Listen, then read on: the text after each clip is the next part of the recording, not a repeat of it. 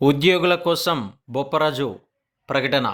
మరి పీఆర్సీ వంటి బకాయిలు, పెండింగ్ బకాయిలు ఏవైతే ఉన్నాయో, ఇతర సమస్యలన్నిటిపై కూడా ఇప్పుడిప్పుడే కొన్ని ముఖ్యమైన వివరాలు అయితే రావడం జరిగింది. స్కిప్ చేయకుండా చివరిదాకా చూసినట్లయితే పూర్తి ఇన్ఫర్మేషన్ మీకు అర్థమవుతుంది. మొదటిసారి కనుక ఛానల్ చూస్తున్నట్లయితే సబ్స్క్రైబ్ చేసుకోలేని వాళ్ళు ఛానల్ ఇప్పుడు సబ్స్క్రైబ్ చేసుకొని పక్కనే ఉన్న గంట సింబల్ నొక్కి ఆల్ నోటిఫికేషన్ మీద ట్యాప్ చేయండి మరియు లైక్ చేయండి. ఆంధ్రప్రదేశ్లో ప్రభుత్వ ఉద్యోగులకు కూటమి ప్రభుత్వం ఎటువంటి మేలు చేయలేదని బొప్పరాజు వెంకటేశ్వర్లు పేర్కొన్నారు. ఇందులో భాగంగా ఆయన కొన్ని ముఖ్యమైన విషయాలు కూడా తెలియజేశారు. పీఆర్సీ కమిషనర్ను నియమించి మధ్యంతర భృతి ప్రకటించాలి.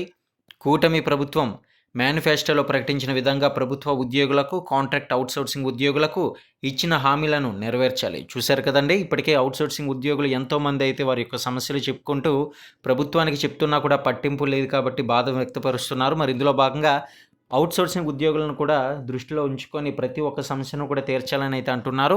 ఇక గతం ప్రభుత్వంలో రిటైర్డ్ ఉద్యోగులకు సంబంధించి తగ్గించిన అడిషనల్ క్వాంటమ్ ఆఫ్ పెన్షన్ను 12 నుంచి 15% పెంచాలి.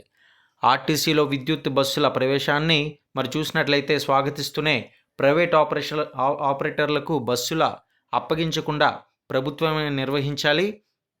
రాష్ట్ర ప్రభుత్వ మహిళా ఉద్యోగులకు చైల్డ్ కేర్ లీవ్ను మరి 2 ఏళ్లకైతే పెంచాలి. ఇందులో భాగంగా బకాయిలు డిఏలను కూడా వెంటనే మంజూరు చేయాలని కూడా ఆయన వ్యక్తపరిచారు. ఇక గత ఏడాది అక్టోబర్ 18వ తేదీన ఉద్యోగ సంఘాలతో సీఎం చంద్రబాబు నాయుడు ముఖ్యమైన అంశం ఏదైతే పీఆర్సీ ఉందో, ఈ యొక్క పీఆర్సీపై స్పందించి దీనిని సరైన రీతిలో అమలు చేస్తామని అయితే హామీ ఇచ్చారు.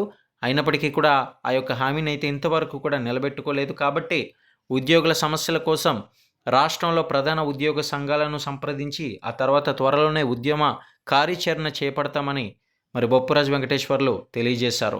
మరి దీని పట్ల మీకు అభిప్రాయాన్ని తెలియజేయండి. మరిన్ని అప్డేట్స్ కోసం ఛానల్ని డైలీ ఫాలో అవ్వండి. అయితే ఉద్యోగులకు పీఆర్సీని వెంటనే అమలు చేయాలని మాత్రం ఖచ్చితంగా అయితే ఉద్యోగ సంఘాల నుంచి అయితే మరి ఒత్తిడి తెలియజేస్తున్నారు.